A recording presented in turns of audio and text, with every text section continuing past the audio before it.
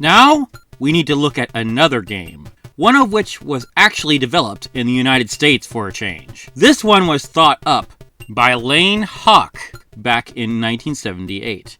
Remember, that's when Sega bought Gremlin Industries, which would happen to be the conjoined company that would produce this title. This was Lane's idea. Two cars continuously drive forward through rectangular channels in a simple maze.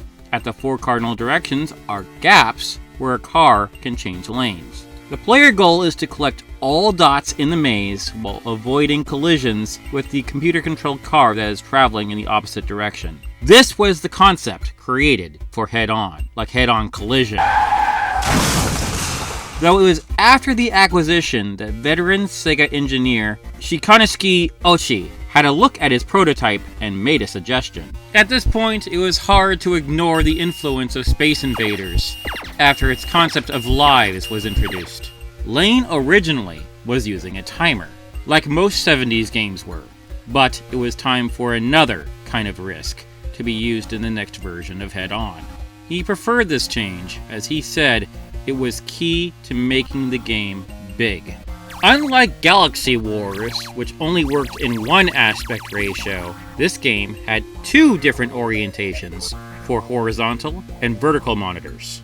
In Japan, the game was released with a vertical orientation to suit the cocktail table arcade cabinets popular in the East. You Asians and your vertical screens.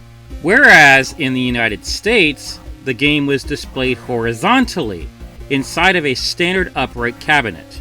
Head On was a commercial success in arcades. In Japan, it became Gremlin's most successful export and a highly influential game in the period after the Space Invaders boom. Though there's an interesting fact about this game. As its system board, the Sega Dual Game VIC CPU was copied for use in Heiankyo Alien. Since the original system board itself was a copy, Heiankyo Alien's system board was easily duplicated and many of the units distributed to arcade centers. This is what I meant when I said that Heiankyo Alien was a copy of a copy. The weird thing is that even when Head On was developed in America, it came to Japan first in April of 1979, then was released in the States in June.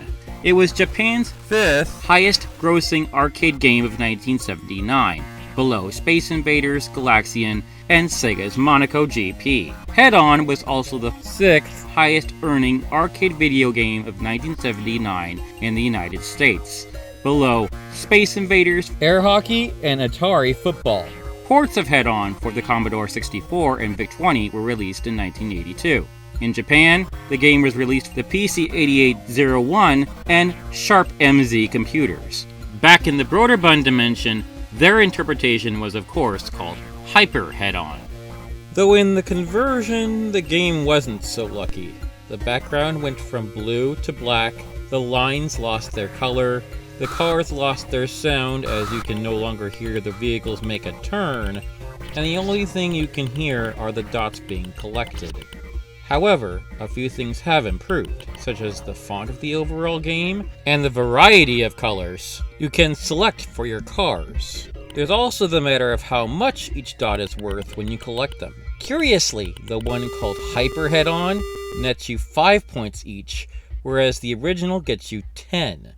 This was Brøderbund's first maze game, and it was only released on the Apple II, copyrighted on October 20th, 1980.